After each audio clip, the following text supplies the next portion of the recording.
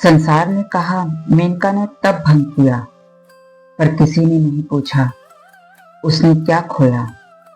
विश्वामित्र ने अपने 99 पुत्रों को भस्म होते देखा, उनकी देह को राख का ढेर बनते देखा। न चीख निकले न आंसू, हृदय की धड़कनें थम गईं, सांसें रुक गईं, पर मृत्यु लौट गई, क्योंकि अभी उन्हें बहुत कुछ झेलना शेष था।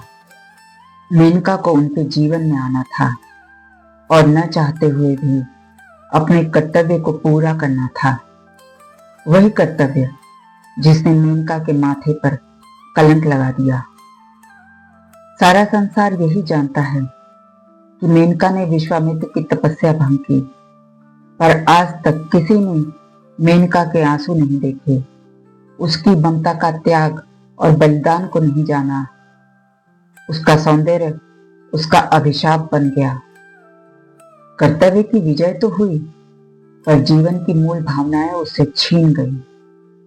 विश्वामित्र का तप किसी सिद्धि को पाने के लिए नहीं था, वह तप था दुख से पलायन का, अपने 99 पुत्रों के शोक से पलायन का। आरंभ में जब वे ध्यान लगाते तो भस्म होते पुत्रों के दृश्य उन्हें व्याकुल कर देते। आंखें खुलती, फिर सोचते आंख खोल कर भी क्या, और वे पुनः तप में लीन हो जाते। दिन, महीने, वर्ष बीतते गए। शोक की अग्नि जलती रही और तप की अग्नि देवलोक तक पहुंच गई। इंद्र का सिंहासन डोल उठा। इंद्रदेव ने आपात सभा बुलाई। निर्णय हुआ, तपस्या भंग करनी होगी। सभा में मेनका को बुलाया गया। सन्नाटा था, तूफान से पहले का सन्नाटा। इंद्रदेव बोले, मेनका, तुम्हें पृथ्वी पर जाना होगा। विश्वामित्र का तप हर हाल में भंग करना होगा। मेनका कांप उठी, नतमस्तक होकर बोली, देवराज, वे शोकग्रस्त हैं, 99 पुत्रों को खो चुके हैं। ऐसे तपस्वी को छलना महापाप नहीं होगा। इंद्र का स्वर कठोर हो गया। यदि उनका तप पूर्ण हुआ तो देवलोक का अस्तित्व मिट जाएगा। यह तुम्हारा कर्तव्य है। मेनका की आंखें भर आईं। तो मेरे पुण्य का क्या होगा, मेरे मन का क्या होगा? इंद्र ने कहा, कर्तव्य में प्रश्न नहीं होते मेनका। मेनका मौन हो गई। यही मौन उसकी पीड़ा की शुरुआत थी। पृथ्वी पर उतरने से पूर्व मेनका ने फिर एक प्रयास किया, इंद्र के सामने अपनी विवशता जतलाने का। वह इंद्र के कक्ष की ओर लौटी, पर द्वार पर ही रुक गई। इंद्र ने आशा के साथ कहा, अब तुम ही हो देवलोक को बचा सकती हो।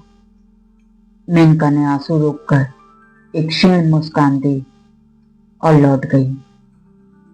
मेनका चाहकर भी इंद्र से ना कह सकी कि वह कर्तव्य नहीं निभा सकती। उसका प्रयास विफल हो गया। निर्जन वन में विश्वामित्र तप में लीन थे। तेज में भी उनका दुख झलक रहा था। मेनका ने दूर से प्रणाम किया, मन ही मन बोली, हे ऋषि, मैं कर्तव्य के अधीन हूं, कृपा कर क्षमा करें। सुगंध फैली, पायल की झनकार गूंजी, तब भंग हुआ। विश्वामित्र ने नेत्र खोले।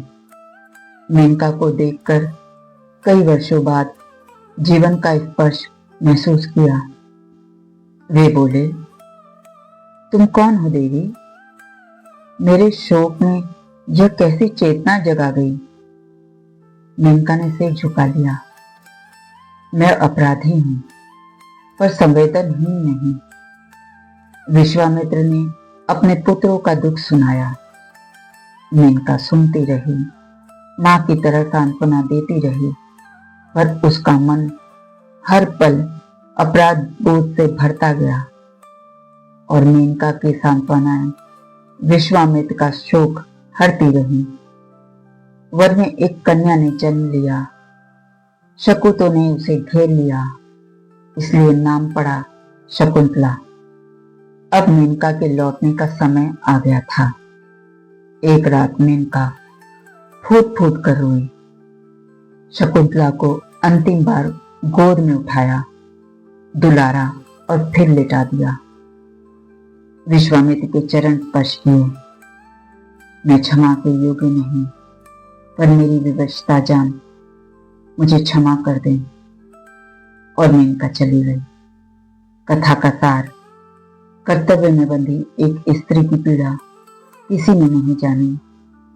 प्रिय दर्शकों, आगामी कथाओं में भी हम विश्वामित्र, मेनका और शकुंतला की कथाओं को सुनेंगे और देखेंगे।